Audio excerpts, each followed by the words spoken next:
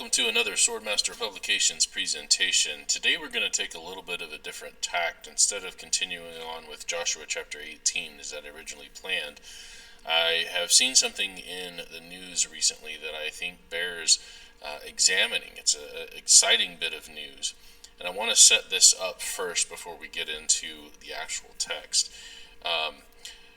For the longest time, you have people who are critical of the Bible, people who say that the Bible isn't really the inspired Word of God, or that it was written much later in a lot of places than what is actually recorded in the Scriptures themselves. To give you an example, a lot of people believe that the 5 books of Moses were actually written in a century that is around the Babylonian captivity, or even after the return from the Babylonian captivity, that Moses is a made-up figure. And the reason that they make these arguments is because they really want to cast dispersions on the authenticity and the authority of the Bible. One of the big arguments that they're trying to make here is that written Hebrew has no evidence of existing before the late Jewish period, the time when they encountered the Babylonians and became an educated nation, if you will. That the Hebrews didn't write anything down until they learned writing from another nation. And so when news like this comes up and it contradicts the accepted premise that really a lot of scholars have kind of just asserted as truth, and they make all of these accusations as truth, it really can be a huge upheaval. One of the big things that is talked about is the name of God, Yahweh or Jehovah, as we say it in the English, is not used until much later than when Moses and Joshua were allegedly leading the people out of Egypt. Another one of the big problems is the calendar that we have, that we use for the timing of deep history here, of ancient history, talking about the Egyptians and the Phoenicians and the Sumerians and all of these guys. The basis for those calendars is essentially back to one guy who created a set of Egyptian timetables without regard to overlapping dynasties. So he set it up. He didn't ever mean it as a calendar per se, but he was just showing the length of dynasties, and people put those together in sequential order, and it gave us a very long period of time that eventually contradicted what the Bible had to say by about 600 years or so. And so finding something like what we're going to talk about today is incredibly powerful, because it overturns all of those assumptions, and it really shows that the Bible can be accepted once again.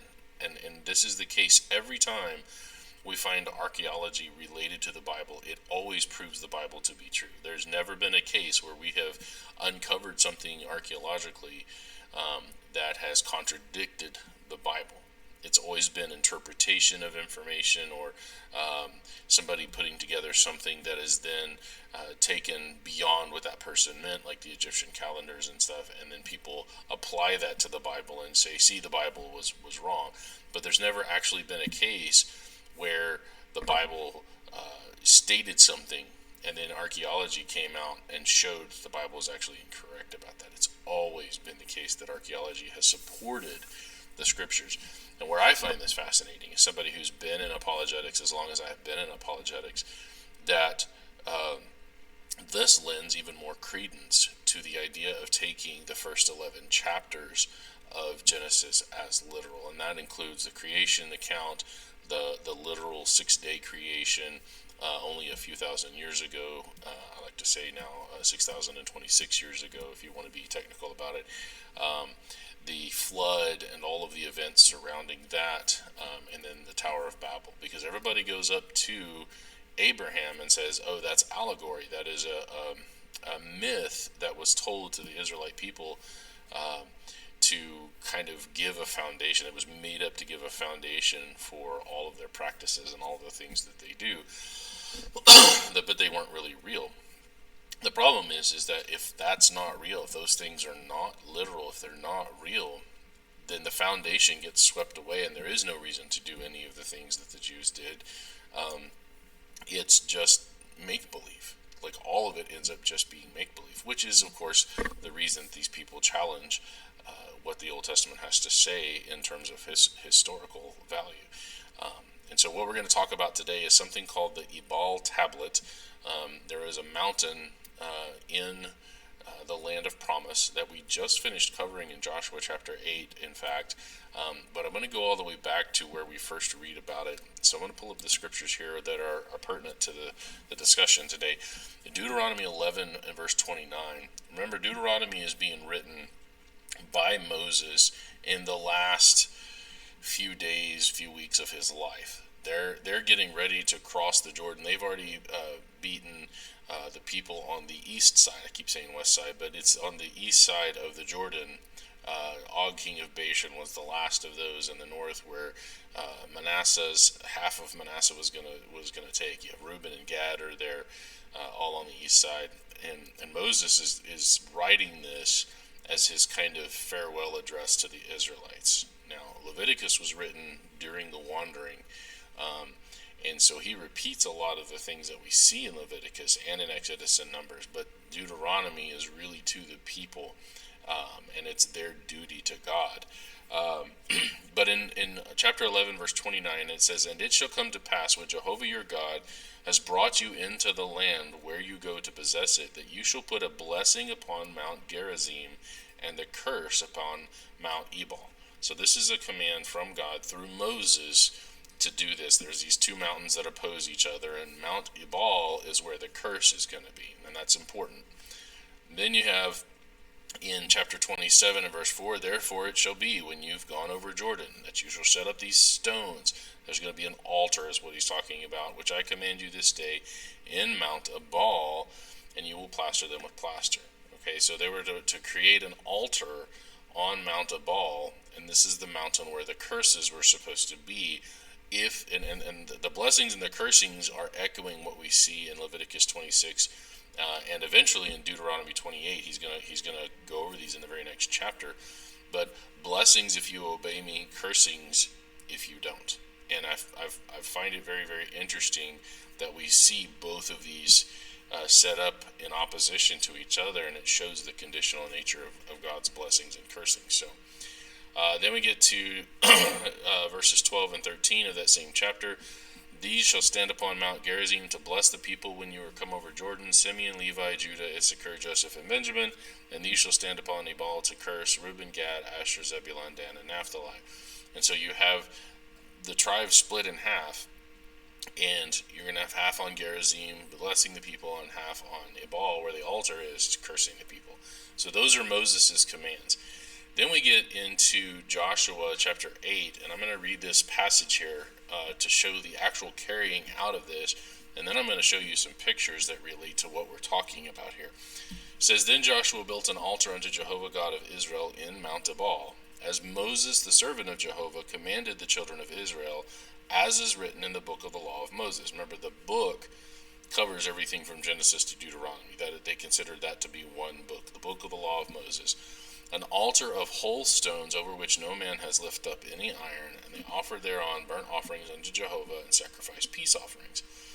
And he wrote there upon the stones a copy of the law of Moses, which he wrote in the presence of the children of Israel. And all Israel and their elders and officers and their judges stood on this side the ark, and on that side before the priests, the Levites, which bear the ark of the covenant of Jehovah, as well as the stranger," that's the proselyte, "as he that was born among them. Half of them over against Mount Gerizim, and half of them over against Mount Ebal, as Moses the servant of Jehovah had commanded before, that they should bless the people of Israel." So they divided it up just like Moses said. These tribes over here on Gerizim, these over here on Ebal.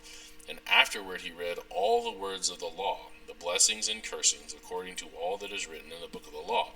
So he read Genesis through Deuteronomy. He read Leviticus 26, Deuteronomy 28, the blessings and the cursings. These guys, this was a momentous occasion as they come in to the promised land. And it says, there was not a word of all that Moses commanded, which Joshua read not before all the congregation of Israel, with the women and the little ones, and the strangers that were conversant among them. Again, the strangers being the proselytes. So the first picture I'm going to show you is the altar. This is an excavation of the altar. You can see the stones here are not shaped stones. They're, let me zoom in here.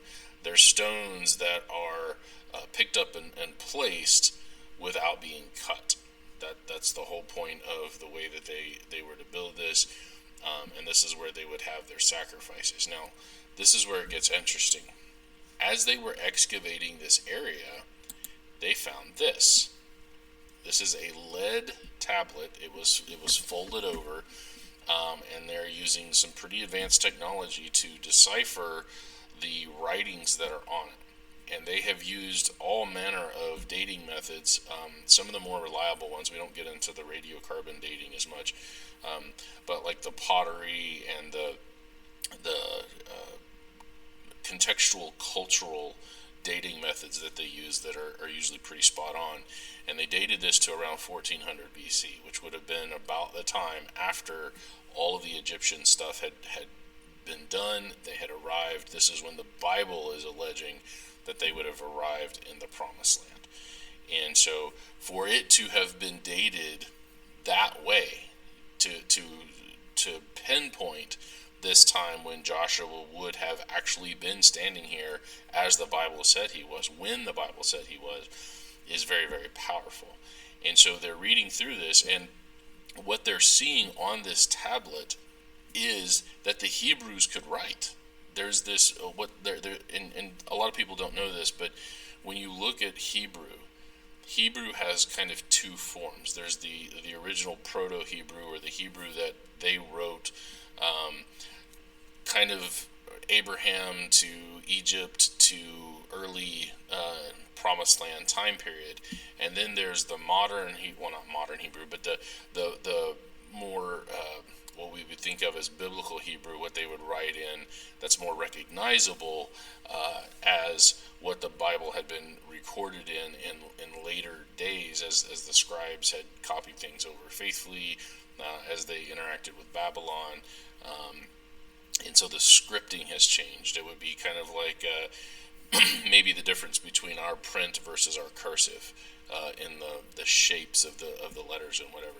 And so seeing this Proto-Hebrew, and specifically, very specifically, the name of God in 1400 BC absolutely destroys all of the quote-unquote scholarly or the progressive or the atheistic or the anti-Bible people's hypotheses concerning when the early parts of the Old Testament were written, the idea that Moses was just a myth, that he wasn't a real dude, all of those things are completely blown away. And this is, a lot of people will read this and be like, hey, this is pretty cool, but they really don't understand the magnitude of how powerful this little tiny lead thing that they found really is. Because once again, it's akin to us finding the coelacanth off the coast of Madagascar. And if you understand anything about the coelacanth for the longest time was considered to be the bones or the fossil of the creature that was the first one to have sort of proto-lungs, and it would crawl up onto land for a little bit of time because it was a shallow water fish, and when predators would come by, it would crawl up onto the land, and it could breathe for a little while on the land, and then it would have to go back into the water. And it was supposed to be the first animal that ever was coming up out of the sea onto land. And it was supposed to exist millions of years before there were actual dinosaurs, and it died off, millions upon millions of years ago, except we found them deep sea fishing off the coast of Madagascar, and the soft tissue was exactly wrong for everything that they claimed that the fossil, the bones, were supposed to have shown us. Meaning that only having the bones doesn't tell us enough information. The soft tissue, we really need to know what the animal actually could do. And it sent shockwaves through the evolutionary community, showing, hey, there's this quote-unquote living fossil, and it's nothing like what we said it was going to be. We were totally wrong about that. Back to the drawing board kind of thing. This is that level of powerful, and maybe even more so, because it shows the name of God being used back when the name of God was being used according to the Bible, which was Moses and Joshua and those people. And it shows that the Hebrews were using writing, were using a written language at the time that Moses could have written the Bible. And it shows that Moses totally could have been a real person, could have definitely written down the things that the Hebrew people said he wrote down. And all of that, the Bible's recorded information, is historically factual. That's how powerful it is. So let's see what the tablet actually says. Don't worry about the chiastic parallelism. That's deeper stuff than what we need to go in this video. But the tablet, when translated, says, "Cursed, cursed, cursed, cursed by the God Yahweh. You will die cursed. Cursed, you will surely die. Cursed by Yahweh. Cursed, cursed, cursed." And so this is the writing or the recording of the curse that was supposed to be put on Mount Ebal, just like imagine finding on Gerizim right across the way another tablet that was blessed, blessed, blessed, blessed by the God Yahweh. All of that would have shown exactly that Joshua 8 and the things that Moses wrote in Deuteronomy were factually correct. And the very idea that we have the name of God twice on this tablet, written in that early Hebrew writing, is just phenomenal. It is awesome to see something like this. And you can imagine, like everywhere, all over social media, this is just blowing up. And the anti-Bible people, they're kind of keeping their mouths shut right now, which is probably the wisest thing that they could do, because this is just devastating information, and they're going to have to go back and recalculate so many things. They're going to have to finally go back and acknowledge that the Egyptian calendar is off, that it's the Hebrew calendar that is correct, and that they need to understand better the original guy's ideas for why he was doing what he was doing, and showing the overlap between the dynasties, because there were pharaohs that co-ruled and don't need to be taken in linear succession. So I wanted to present this because it's such a powerful piece of archaeological evidence to uphold the Bible, to uphold the truth of it, to show that what the Bible is saying is factually correct, where it has to do with history and archaeology and the people. So recording the people coming up out of Egypt, recording the people moving across the wilderness of Arabia, coming across the Jordan, and getting up on these two mountains, building the altar, and then having these blessings and cursings, and having this all done with the writing available, with the name of God being available at the time the Bible says it, is just powerful. So powerful, because once again, we prove the Bible to be true, and the Bible is always true. And if you start from that premise, because it's been proven so many times, it's absurd to hold anything else. But if you start from the premise that the Bible is true, then there are other things that you can move forward with and understand better, in terms of like science, in terms of history, in terms of culture, many things that make more sense, accepting that the Bible is true and a foundational document from which to leap off into whatever branch of study of humanity that you want to. Start with the Bible being true, and a lot of your questions and problems and contradictions and other things in all those other branches of study are wiped away. You don't have to worry about them, because they're not even worth entertaining anymore, because the Bible has been proven true so many times. And this is just another brick to add to that altar, another stone to add to that altar, to show the magnificence of God, and all of the things that he has done for us. So again, a little bit different today than what I normally do, but just the amazing discovery that this was, I wanted to really do a video on it to inform those of you who are watching and paying attention to this. I'm probably going to do a TikTok on it as well. I'm going to try to keep it within that 3-minute mark as best I can. But this is worthy of discussion, and so I absolutely look forward to any comments that you may have about this.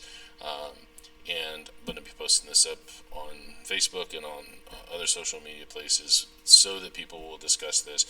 But I hope you are as excited about this as I am, at the very least. And thanks for tuning in. So again, my name is Tony Lawrence. Oops, and this is another Swordmaster Publications presentation, and we will see you next time.